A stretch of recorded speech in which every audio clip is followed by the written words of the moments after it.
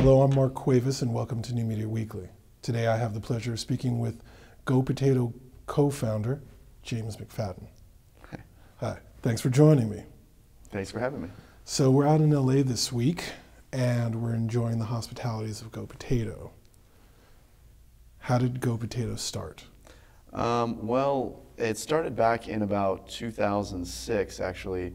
My brother Tyler and I, who's the co-founder, we kind of got together and decided that we wanted to do something that, in a way where we could create content that we liked, in a way that we could create stuff, that appealed to sort of like a young male audience in a way where we didn't have to go through the traditional film and television model. We kind of wanted to, we saw, mobile and online as sort of the future of the way that entertainment was headed, and we felt that there was a big opportunity there and a gap for creating content for the stuff that we would kind of want to watch.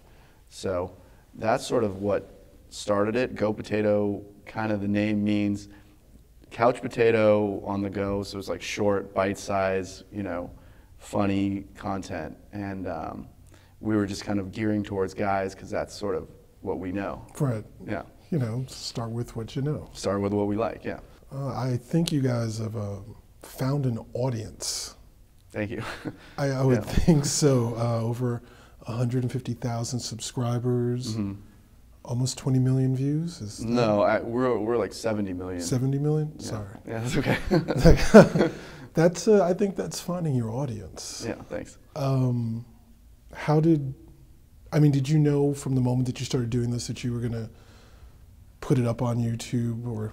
Actually, no. When we first started out, it was really kind of the beginning of YouTube, and we were thinking that we'd create our own website, create our own destination site, and just kind of build an audience on there. But what ended up happening was that sites like MySpace and YouTube that had, at the time, MySpace, this was like 2006, had a pretty big video following. So people started posting our stuff on MySpace and YouTube, and we knew one of the comedy editors for MySpace, so we would get a lot of good comedy features. We got placed on the homepage of MySpace, which at that time would drive a lot of traffic. One day and we'd have several 100,000 views on a video, which is still good, obviously. But I think that's a good day's work. But I mean, MySpace is no longer relevant. But right. At the time, that was a good place to have your videos. And then we noticed people started stealing them off of there and posting our videos on YouTube. So one of the first videos that we had on YouTube was a video called Fitness Made Difficult. And it was a parody of this infomercial, Fitness Made Simple, with this guy, John Baisdow, who was kind of a popular fitness celebrity at the time. I happen to actually know John from Next Lab in New York. Yeah, so now he's doing this kind of thing. But at the time, he was doing these infomercials, and it had a really kind of a funny, catchy song. And so we decided to make a spoof of that. And then it got posted on YouTube by some random person, and it had 600, 700,000 views. So we finally said, okay, well, we need to take control of this. Right. So we created our own YouTube channel, Go Potato TV, and then started posting our videos up there. And we were fortunate to get a couple of videos featured on the homepage of YouTube as well, just from the editors. And one of them was called The Inappropriate Yoga Guy. And then that video kind of blew up and was written about in the New York Times. It kind of spawned sort of a yoga, cultural movement where people started talking about, is it okay to hit on girls in a yoga class? What's considered creepy, or what's etiquette? Yeah, what's the etiquette? So the character he was kind of testing the boundaries of what is and what is not appropriate, and he was obviously way over the line. So where do the ideas for your skits come from? It just comes from our everyday lives, my brother and myself, and we'll, think of something that happened to us, or just think of some crazy situation, and that's where we sort of draw our ideas from. You know, it's just our own experiences, and then we work with some talented comedians too as well. You know, we did a lot of sketches with my brother Will, who's the youngest brother, and then his friend Ian Walterstorff, who's like a really funny comedian and talented writer, and he's been in a lot of our sketches. And so, you know, a lot of just our own experiences and a lot of the stuff that we deal with our friends, and then some great talented comedian writers that we work with as well. In reflecting over the past 6 years, obviously being able to get placed on the front page of MySpace at the time, being able to be an editor's choice at YouTube, these things obviously contributed to the success, but what else do you think has been key?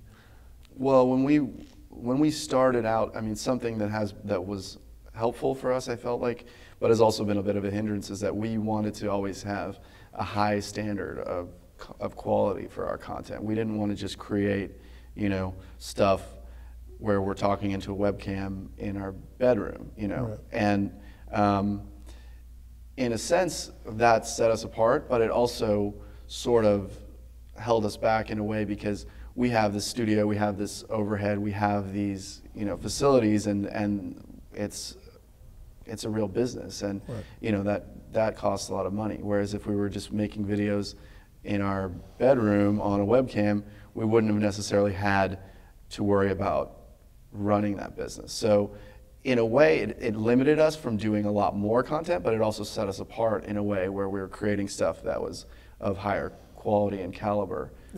And that was kind of what led us into getting some, you know, television opportunities and getting some now studio deals and things like that. So it's paid off, but it's taken a while longer to kind of get there.